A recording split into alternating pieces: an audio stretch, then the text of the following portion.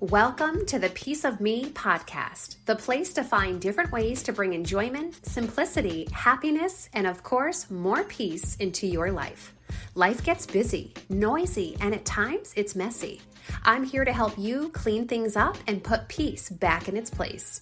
Each episode, I'll share tips, ideas, and fresh perspectives to help you live your best life.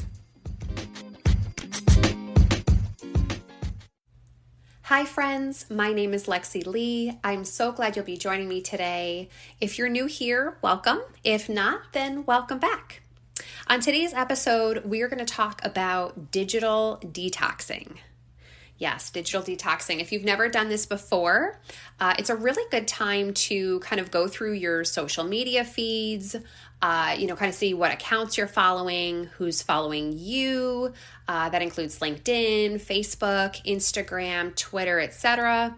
And also really just going through maybe old files on your phone, storage space that you can again, delete or anything like that to kind of free up that space on your phone. A lot of those things they don't only just take up space on your phone, but they take up space in your mind.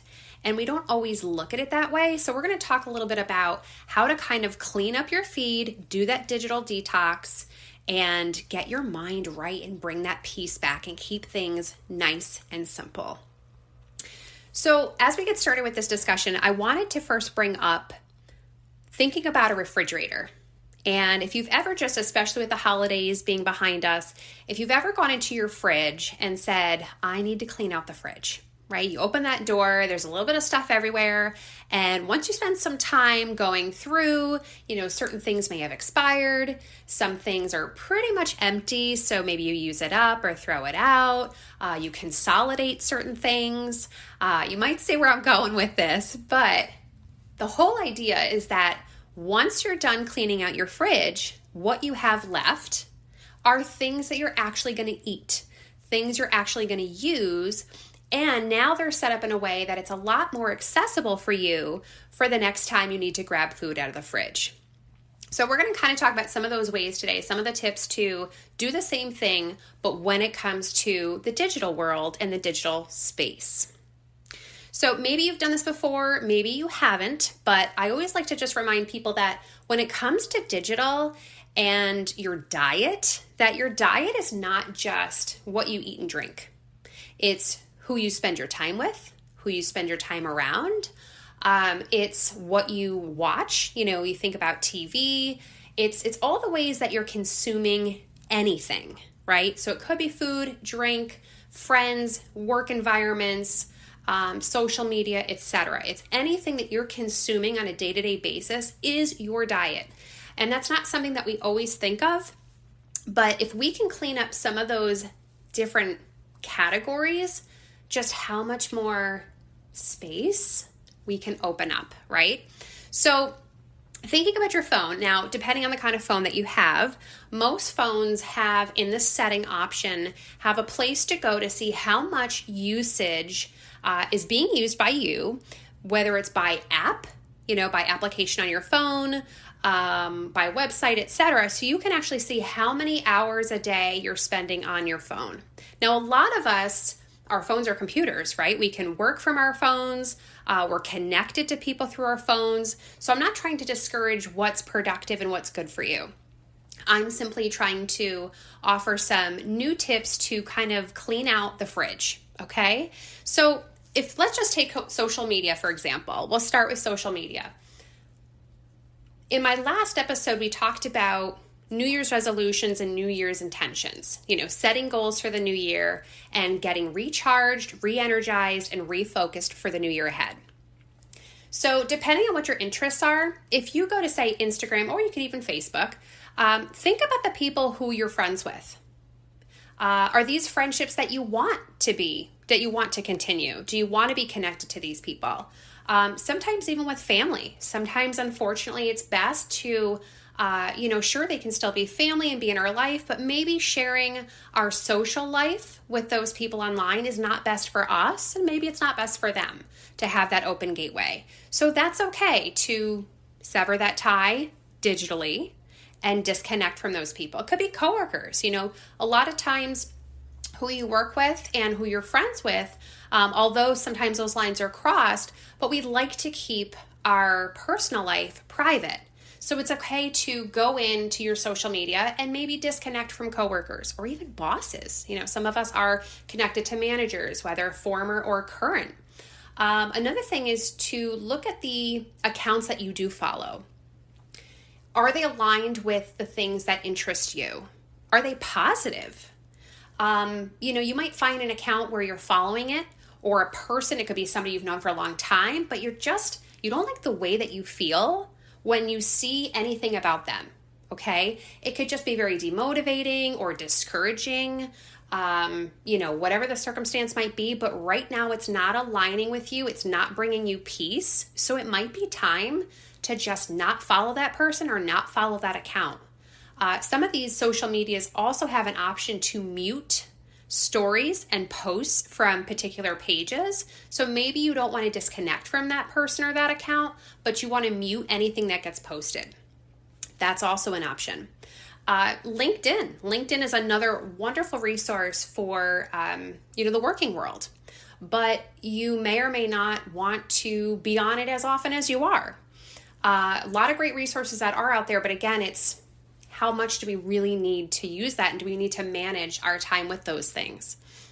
So another good way to look at this is think about, the last time that you worked, whether it was yesterday or the day before, and think about the first thing you did in the morning. When you woke up, did you grab your cell phone? Did you check your email? Did you go right to a social media feed? Did you text somebody or check the news, etc.? And sometimes we don't even realize we're doing it, but maybe you're not even giving yourself enough time in the morning to wake up, and the first thing you're doing is waking up with Instagram or waking up with Facebook. A lot of times too, we take our phones everywhere we go. Do you sleep with your phone next to you? Now, if that works for you, that's fine. But if it's not working for you and you're finding that late at night, you're still scrolling on your phone, maybe it's not. Maybe it's time to charge that phone in the bathroom or in the closet so you're not tempted to be on your phone. So again, it's okay to have those things, but we're trying to detox a little bit from the digital. Other things to think about is who has access to you. So sometimes, again, we may or may not want to follow certain people or certain accounts, but there are some people that do have information on us. And again, maybe we want to keep those things private, or again, maybe those relationships have changed. So this would be a good time to look at who your followers are and to determine if you still want to keep those connections there.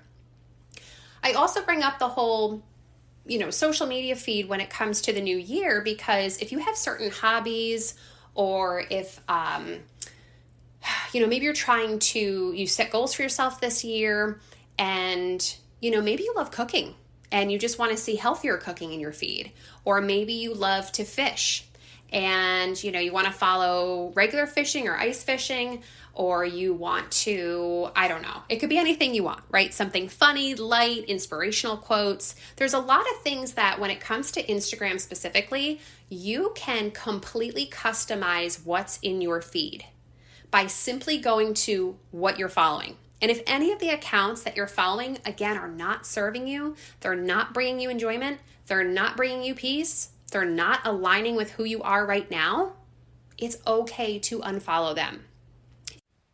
Not only can we tweak our feeds so that the content that we are consuming every day aligns with who we are and brings us enjoyment and that peace, because that's what we're looking for, but in addition to just limiting who has access to you, let's talk about what other things we can do to just reduce the amount of time we're spending on our phones. So not just the social media, even emails, things like that, but what else can we do? Here's a couple of tips. One, and you've probably heard this one before, but if it's time for bed, get off of your phone at least an hour before bedtime. And maybe you need to take a few minutes to meditate. Maybe you can read a book. Maybe you can talk with your partner, whatever it might be, but something that doesn't require something digital to decompress to. That's number one. Number two, maybe the apps that are on your phone, whether it's, a social media app, a texting app, a video game app. Maybe you actually delete the app off of your phone for a little while, just to give yourself a break. Now, it doesn't mean that you delete the feature or delete your account, but you can actually delete an app off your phone while keeping the account. That gives you a little bit of a break. Another idea is to just set a time limit. So, maybe it's, no cell phones after 8 o'clock at night, and no phones before 8 in the morning. Maybe it's an 8 to 8 thing or a 7 to 7 or whatever works for you. Another thought is this can be done with friends and family. So if it's a family thing, again, you're having dinner together or you just want to, reconnect after a day, hear how people's days are going. That's a great time to say, you know what? Nobody brings their phone to the table or nobody brings their phone to the living room. Leave your phones in the other room. I've also heard a really great idea when it comes to dinners with even family or friends again. Everybody puts their phone, because we're all going to bring our phone to dinner because we have to get that picture, right? So we bring that phone to dinner. Everybody puts their phone in the middle of the table. Almost like a bread basket, right? You put your phone in the middle of the table, but the first person who grabs it has to pay the entire bill. Yep. So that's the consequence if somebody has to grab it. So that will keep everybody from just going for their phone, which we just so easily do all the time. So to recap, do you need a digital detox? And maybe you don't. Maybe you're doing great. And if you are, awesome. But if you need to go in there and clean out that fridge, once you have cleaned out your fridge, get out of the kitchen. Meaning if you have simplified your phone, if you have cleaned up your feed, if you have made all these things and the content align with you so that your diet now is to consume things that are good for your soul, good for your peace of mind, then use that, work with it, or walk away from the phone. Get out of the kitchen. All right. So that's it for this one. And hopefully you found some tips or new ideas in here that will help you on your digital detox journey.